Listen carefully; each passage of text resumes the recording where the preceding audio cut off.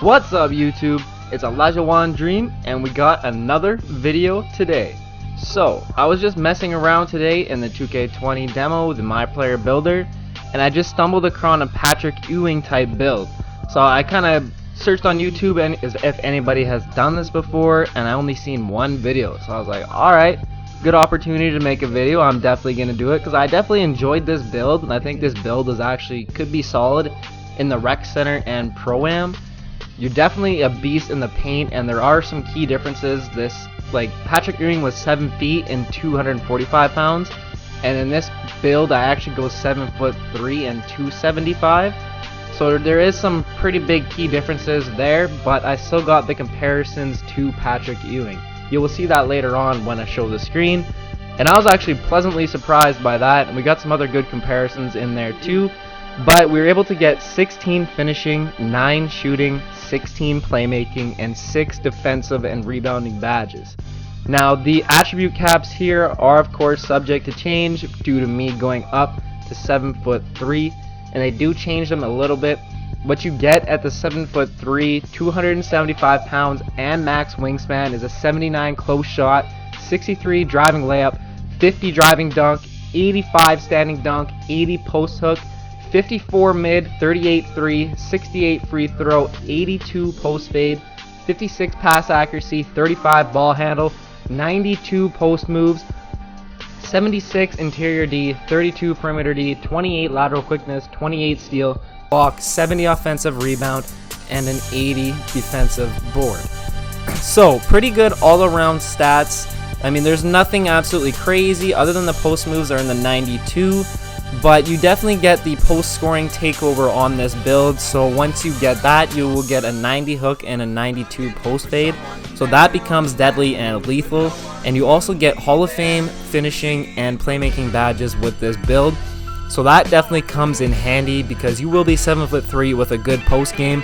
They're gonna have to double team you in the paint, especially with the post scoring takeover, so that's also why I went playmaking takeover or playmaking Hall of Fame badges as a primary, because I want that Hall of Fame dimer. When they come in double team, it's an easy pass out.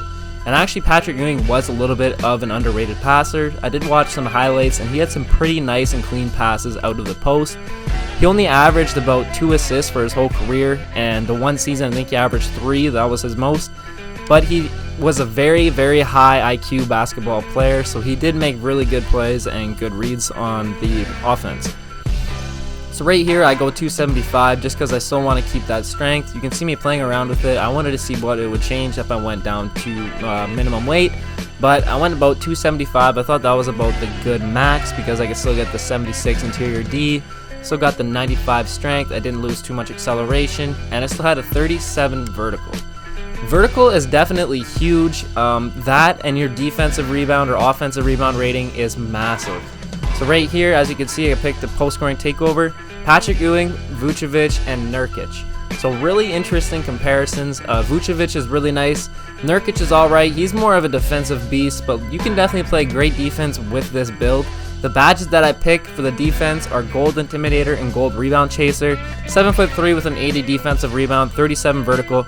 I want to be able to rebound really well. I'm the center. That's my job. I got to be able to do that. Gold Intimidator because I want to be able people to miss shots, and I'm pretty confident in my defensive skills otherwise to stay in front of them in the post or anything like that. Playmaking, I went Hall of Fame break started, like I said, 80 defensive rebound. You'll be getting a lot of rebounds, chucking it down the court. Teammates are going to be breaking out. Hall of Fame dimer, so if you get double teamed, easy assists. Dream shake and post spin, obvious post badges that you need. Finishing, I went with the back down, of course, that's really obvious. You definitely want that. Contact finisher, so I can still contact dunks in the paint with my player with an 85. Drop stepper, obviously you're 7'3". You're gonna have lots of weight and you're gonna have lots of strength. Easy money right there. Hall of Fame relentless, so you don't lose too much energy by bullying in the paint. Shooting, I went flexible release, deep fades, and gold quick draw. all because the quick draw affects your post fades, deep fades. That activates like at the free throw line, so that's really crucial. And the flexible release, in case you mess up your release on the post fade, this badge is actually really OP. It's definitely not a skillful badge, but you will see in here it definitely comes in handy, definitely when you're doing the post fades. So right here, started off with an easy drop step on Willie Cauley-Stein, 7'3", Hall of Fame drop stepper, Hall of Fame contact, and relentless. That's easy money. So you can definitely mash in the paint, but then you can also finesse with the post fades right there. I actually have Dirk Nowitzki's shot on, and it's easy money. That gold quick draw, that comes in handy so much. You definitely want that as a post player. Now I didn't put any shooting on here, basically because this is supposed to be an inside rebounding defense build and playmaking. Really, you have to pick and choose this year. Like, you really have to drop one category. So I picked the shooting because I'm 7'3", and then your shooting stats drop a ton. But this build was actually a lot of fun to play on. You are super slow, but you are able to mash in the paint really, really well with that 94 strength. And once you get your post scoring takeover, that gets boosted up to a 99. And you still get all the post spin animations in the post, everything like that. And right there, if you guys didn't know, you have the Dream Shake badge on. While you're posted up, you flick the stick left or right. People do some type of fake shimmy or a fake post spin, anything like that, and it does activate the Dream Shake badge. And then you can pull that into a fadeaway. So you can combo it up really quick into a fake post spin, into a post fadeaway. It's easy money. It's actually really effective. I think it's gonna get your defenders stumbling and everything like that. So I would definitely try that out, practice it out. And the post controls are pretty much the same as last year.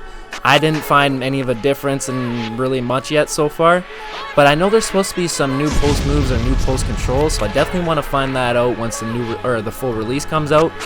But this dude is definitely a beast in the paint, and I ended up starting off really slow with the rebounds, but as you can see here in the third quarter, I only got 3, but I do end up with 11 rebounds. So you can definitely hold your own that way. Somehow you get that shot to drop. The up and unders are still really, really weird this year. You will do a pump fake fadeaway, and then you try to do like a step through layup, but instead they do like a step through jump shot. It's really weird and it doesn't make sense. Like, in some instances it may work, but for the most instances that you want to be able to do the step through layup because you want to be able to finish. Now, even when I'm playing career, and I've been on my point guard at 6'6", I have passed to Marc Gasol wide open for a 15 or 20 foot jump shot, but instead he decides to do a step through layup. I don't know why we can't get that animation off of a pump fake, but Marc Gasol was able to do that instead of shooting a jumper wide open. And of course he missed it because he went into traffic. It was the stupidest thing I've ever seen in my life. But of course, as you can see here, that goal deep fades. I was only about the free throw line, and that still pops up. So you definitely want that, and you definitely want your post moves up because that determines your success on like the drives, the post spins, the drop steps, everything like that. So that's why I kind of went with the 92 post moves, because I knew I needed to have that. And you still have an 80 post hook and an 82 post fade, so you're still good enough to be able to green and hit. And once you get your post going takeover, like I said, that's plus 10, 92 post fade, 90 post hook. You should be hitting a lot of post shots. Even your post hop shots, you should be able to money that. So even here, right there, nice little post hook, you still get an 80 rating. I got Steph Curry on me, that's easy money all day. You could drop step him, post hook, post fade, it doesn't matter. Go! Like I said, I'm hit a lot of post fades in this game, but you're still subject to miss, of course. You only have an 82 fade, but it's still good enough to be consistent and obviously be deadly with it. That's really what I love about this build, the ability to shoot the post fades and the hooks, but you can still drop step and have a good dunk rating. You're 7'3", you got lots of strength, you can bully just like that. Draymond Green, if you come onto me, you're too small, you're too tiny. Even if Willie Cauley-Stein comes onto me, he's too small, he's too tiny, I'm too big, I'm too thick. You're gonna get dunked on, and you will be able to get contact dunks with this build at an 85 standing dunk, so you can get the big man contact dunks. So that will make this build even more fun for sure. And that's what I mean. Even there, you can just do your post fades, everything. You can mash, and then they get pissed off. They start double teaming you. It's easy kickouts to your shooters with Hall of Fame Dimer because you are way too much of a beast. I definitely might try this build out in the Rec Center Pro-Am. I think I'm actually going to run some Pro-Am this year, so I definitely want to make some videos in the Pro-Am, or yeah, definitely in the Pro-Am scene, because I've always wanted to try it out, but I've never wanted to be that serious about it, but I've wanted to test the waters in it. But I think I got a good enough crew that we can be somewhat competitive, but still have a good time, just because I'm here for a good time. I'm not trying to take it too serious, but I definitely want to try it out and maybe get some videos in there. So right there, you can see the post-spin animations are still in the game from last year. So definitely the post-scoring takeover is still OP. You can still hit all your post fades, everything like that. So 42 points, 12 rebounds on 18 of 31 shooting with 2 blocks. Definitely a solid build. I would definitely check it out for a rec or pro-am build. And I hope you guys have a great day. Peace.